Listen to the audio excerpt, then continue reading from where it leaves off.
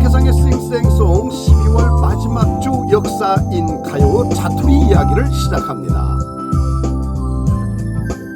자투리 이야기는요 12월 마지막 주이긴 하나 날짜상으로 10년으로 건너온 1월 1일, 2일, 3일 이야기를 말씀드리는 겁니다. 자, 먼저 1895년 1월 1일 보도록 하겠습니다. 태양력을 처음 쓰기 시작. 태양력이 도입된 게 1895년이었네요. 달력은 제작을 할 때 내년 거를 올해 제작을 하잖아요. 올해 거는 필요가 없죠. 내년 거.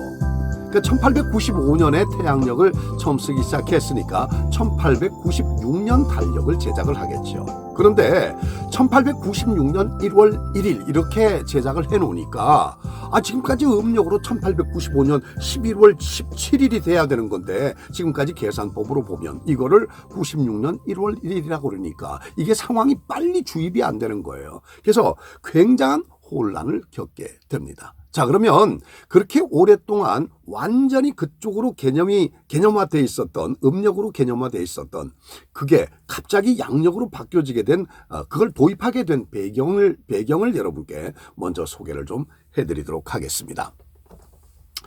태양력이 도입되기 13년 전입니다. 그러니까 1882년에 우리나라에 이모군란이 일어났죠. 그리고 1894년 봄 4월 달에 동학농민의 난이 일어납니다. 동학혁명입니다.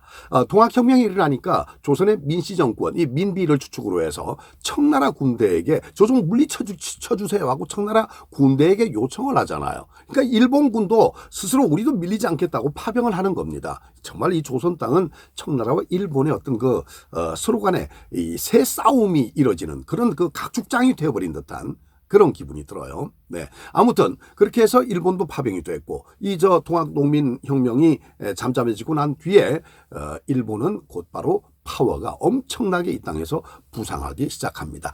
그거 진압할 동안에 궁궐에서 그냥 이콩저콩 해가지고 그냥 그렇게 자, 그리고 1894년 7월에는 그 여름에 가보개혁이 일어나게 됩니다.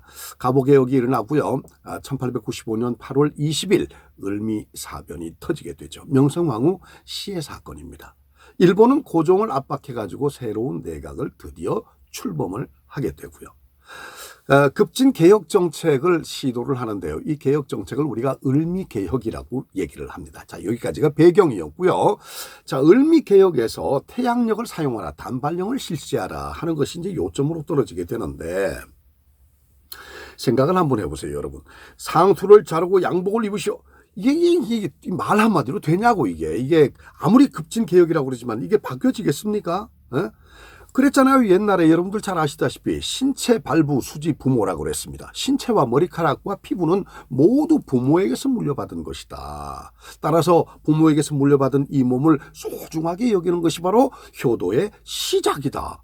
이런 개념으로 살아가고 있던 그런 분들이거든. 그런 분들한테 상투를 자르라니 이게 말이 되는 이야기입니까? 울고 불고 조선 팔도 전국 각지에서 난리가 났죠. 하다못해 정말 자살로 그냥 나는 선조들이 물려준 머리카락을 난 자를 수 없다.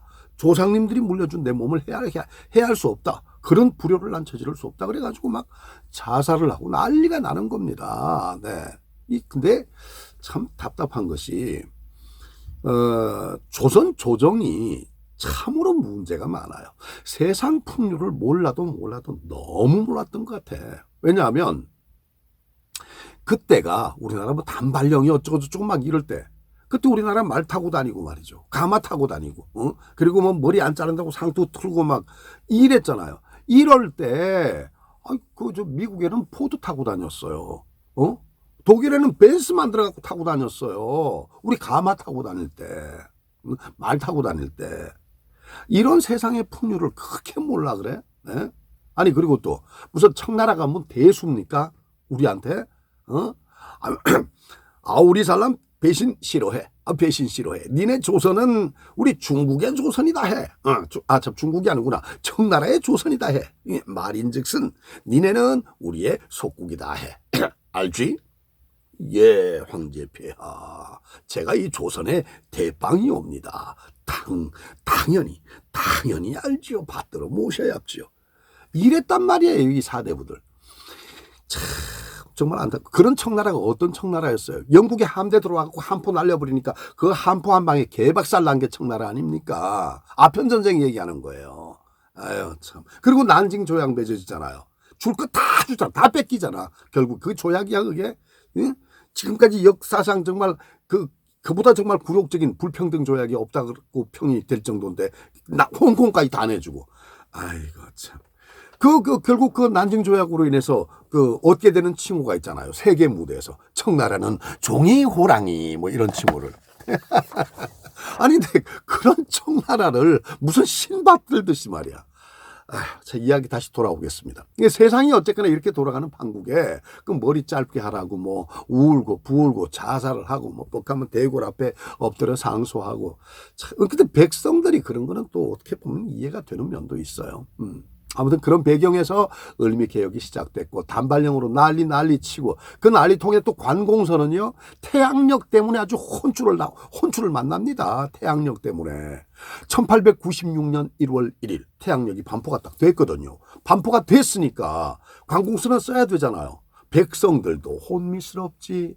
아니 근데 이 혼란을 줄이기 위해서 사실은 그 음력을 양력으로 바꾼 그런 새로운 책력, 달력을 미리 만들어서 배포를 하긴 했었어요.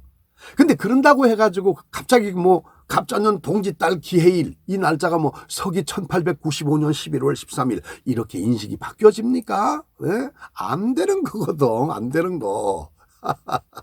지금 여러분 한번 생각해 보세요. 경자년 동지달 18의 날 무슨 날이에요? 아니 신축년 새해 1월 1일이에요. 네. 이게 이렇게 쉽게 바뀌나 이게? 안 되거든요. 백성들도 답답하고 관공서는 불편하고 그날 양력 날짜가 맞는지 일일이 확인을 해가면서 찍어야 되고 말이죠. 정말 아휴. 근데 궁중에서도 마찬가지였답니다. 궁중에서도. 왜냐하면 궁중에서는 행사가 많잖아요. 특히 이제 그 선왕의 제사를 모시는 날이라든가 뭐 선왕의 생신이라든가 이런 게 굉장히 어려웠다 그래요. 신하들마다 계산해내서 추출하는 양력 날짜가 다 다른 거야. 다르니까 뭐 도대체 어떤 게 맞는 건지 아마 제사 잘못 지낸 것도 많을 거야. 나 왜 이렇게 비아냥거리지? 네.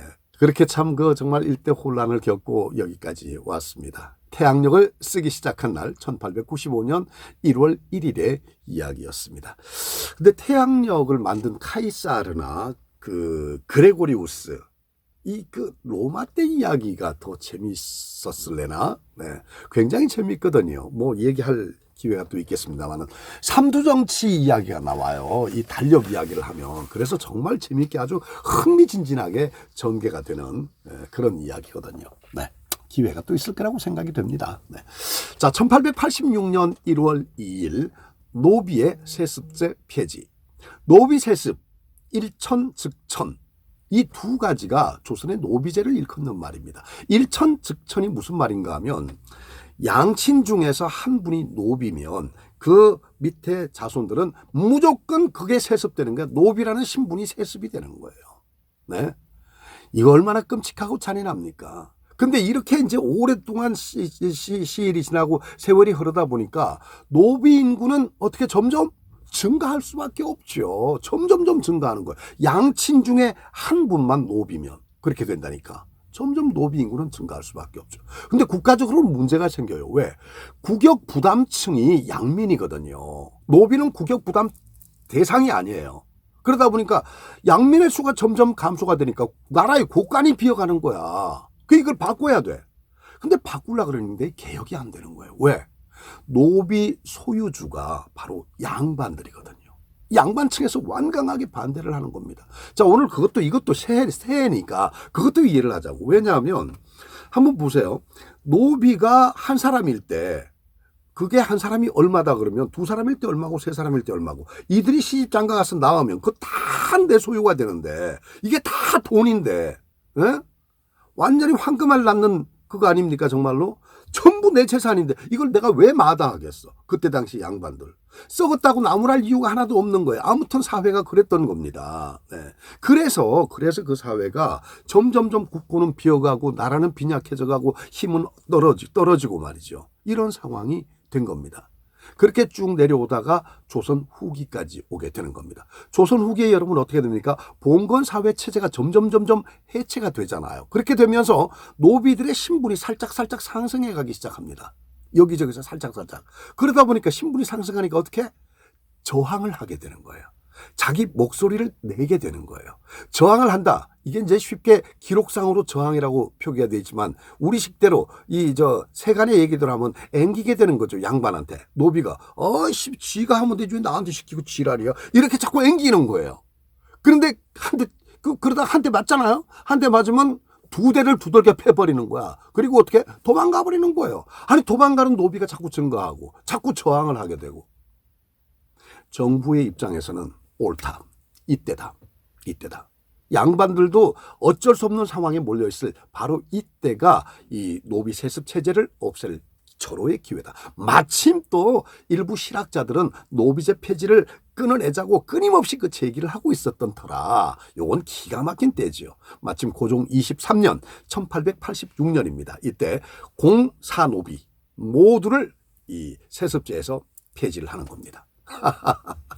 그리고 이제 1894년 가보개혁에서 노비제가 법적으로 완전 철폐가 됩니다. 이 나라의 노비 세습제가 폐지가 된 거죠.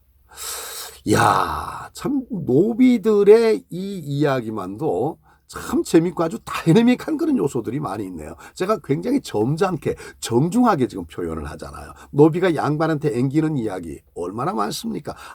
박경리 선생의 토지만 봐도 알 수 있잖아요. 네. 속에서 이런 게 막 치밀어 오르죠. 그래도 그게 아니거든요. 나름대로 이유가 있잖아요. 네. 자, 2003년 1월 3일 보도록 하겠습니다. 독도의 첫 우편번호 부여. 야, 독도에 우편번호가 없었나 봐요. 저 자료 조사하다가 깜짝 놀랐습니다. 이게 2000년에 있었던 일인데요. 밀레니엄 시대가 막을 열었던 2000년. 독도 유인화 운동본부라고 있습니다. 독도에 사람이 가서 살도록 하자는 거겠죠. 독도 유인화 운동본부. 독도 경비대에다가 이 추운 겨울날 고생한다고 네일을 40벌을 준비를 했대요. 그래서 이 본부에서 네일을 보내려고 턱 그러는데 우편번호가 없네. 그때서야 우편번호가 없다는 사실을 알게 된 겁니다. 바로 경북 최신청에 청원을 넣죠. 3년 뒤에 우정사업본부에서 독도의 첫 우편번호를 부여하게 됩니다. 야, 이거 지금 생각해보면 굉장히 의미 있는 거라는 생각이 들어요. 정말 저도 문외한입니다만은 굉장히 의미가 있겠다. 그런 생각이 듭니다. 국제법상으로 일단은 독도가 대한민국 영토임을 당당하게 정부가 천명한 거 아니겠습니까? 굉장히 의미 있는 그런 행정 조치였다. 이런 생각이 듭니다. 자, 근데 그렇게 열심히 노력을 하고 있음에도 불구하고 유엔의 공식 홈페이지를 보면은요. 동해를 어떻게 표현을 했느냐. Sea of Japan이라고 표기를 하고 있습니다. Sea of Japan. 일본해 이렇게 표기를 하고 있어요. 그것도 단독 표기로. 이걸 외국인들이 봤을 때는 외국인 눈에 그렇게 보일 거예요. Sea of Japan? 일본해? 독도가 일본해에 있구나. 그러니까 당연히 일본 땅이겠지. 이렇게 생각할 수밖에 없는 겁니다. 또 화가 나네 또 갑자기. 일단 냉정해야지. 물도 좀 먹고. 참나 정말. 그래서 제가 더 많은 자료를 여기저기 찾다가 정말 중요한 자료를 하나 찾았습니다. 여러분 오늘 저한테 박수 보내셔야 돼. 최장근 대구대 교수가 2020년 12월 7일 불과 3주 전이네요. 한국일보에 글을 하나 기고를 하셨더라고요. 제목이 독도는 한국 고유 영토, 근거가 없다고 까지가 제목입니다. 이 제목의 기고문을 제가 발췌를 해왔습니다. 꽤 길기 때문에 여러분께 알려드리기 쉽도록 간단하게 축약을 해서 간략히 소개를 해드릴 테니까 여러분 대구대학교 최장근 교수를 꼭 기억하셨다가 제가 드리는 말씀 듣고 꼭 보충해서 원문을 한번 검색해서 꼭 찾아보기를 바랍니다. 그러면서 제가 이 기고문을 여러분께 소개를 해드리도록 하겠습니다. 최장근 교수입니다. 7가지의 증거를 제시했습니다. 독도가 우리 땅이라는 7가지의 증거 축약합니다. 1145년 삼국사기에는 울릉도에 우산국이 있었고 이 우산국은 512년에 신라에 복속되었다라고 기록이 되어 있습니다. 그 옛날에. 울릉도에 사는 우산국 사람들은 지금의 독도가 그렇게 멀리 떨어져 있지 않아서 두 눈으로 바라볼 수 있었기 때문에 영토로서의 삶의 터전이었다는 사실을 누구나 쉽게 짐작할 수가 있다.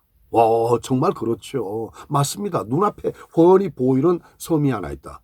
그건 우리 영토고 우리 삶의 터전인 거. 기본적으로 그런 생각할 수밖에 없죠. 그렇습니다.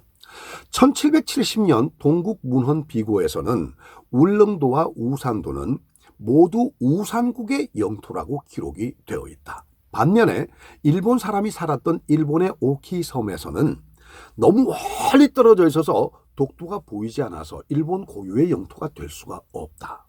허허. 우리 눈에는 바로 앞에 이렇게 보이는데 일본에서는 그게 안 보여요. 그런데 안 보이는 게 어떻게 그게 일본 사람들이 저 우리 땅, 우리 섬이야 할 수 있냐고 말이 되는 얘기예요, 그게. 네. 자, 그다음에 1432년 신찬팔도 지리지. 현재 없는 책이라고 합니다. 근데 이 신찬팔도 지리의 굉장히 중요한 부분들이 세종실록 지리지에 그대로 부록으로 옮겨져서 지금까지 전해 내려오고 있습니다. 1530년 신증 동국여지승남, 1770년 동국문헌비고, 그리고 만귀요람, 그리고 또 1908년에 증보문헌비고. 이런 모든 책들에서 울릉도와 우산도의 영토의식을 굉장히 명확하게 기술을 하고 있다는 사실. 이런 사실을 바로 우리 최장근 교수가 7가지 이유를 들어서 제시를 했습니다. 독도는 우리 땅이라는 이유를 말이죠. 자, 그런가 하면 우리 최 교수가 또 그 일본의 고문헌 하나를 증거로 가져왔거든요. 일본 고문헌, 당신들의 옛날 역사 문헌 속에는 독도가 우리 땅이 아니라고 천명한 게 있다 이거예요. 정말로 깜짝 놀랐습니다. 자, 소개를 해드리겠습니다. 일본의 고문헌으로서 최초로 독도가 등장하는 책이 은주시청합기라는 책인데, 이 문헌을 보면 일본의 경계는 오키섬까지이고 그 서북 쪽에는 고려의 영토인 죽도와 송도가 있다. 고려의 영토인 죽도와 송도가 있다. 죽도는 울릉도고요. 송도는 독도를 얘기합니다. 이렇게 기록이 되어 있다. 전근대 시대에 1695년 도토리번과 1696년 막부는 울릉도와 더불어서 독도는 일본의 영토가 아니라고 했다. 근대 시대 들어서 메이지 정부도 막부의 인식을 바탕으로 해서 1870년 그리고 1877년 두 번에 걸쳐서 공식적으로 울릉도와 독도는 일본 영토가 아니라고 명시를 했다고 나와 있잖아요, 여기. 최장근 교수께서 이렇게 7가지 제시를 했는데 증거를, 그 증거 중에 하나가 바로 이렇게 일본의 역사 문헌 속에도 등장을 하고 있는 겁니다. 네. 자, 여러분 어떻습니까? 이쯤 되면 독도가 한국의 고유 영토라는 사실은 정말 한일 양국의 고문헌에서 확인된 거 여러분 지금 보셨잖아요. 네? 그렇잖아요. 어때요? 이제 좀 독도가 우리 땅이야, 이걸 가지고 좀 싸울 수 있겠습니까? 파이팅입니다. 지난 2020년 12월 7일 최장근 대구대 교수가 한국일보에 기고한 글을 바탕으로 해서 제가 얘기를 전해드렸습니다. 원문을 꼭 검색해 보기를 강추하면서 오늘의 이야기를 기분 좋게 마무리하도록 하겠습니다. 자, 여러분, 제가 지난 3월 둘째 주부터 이 역사 이야기를 시작을 했더라고요.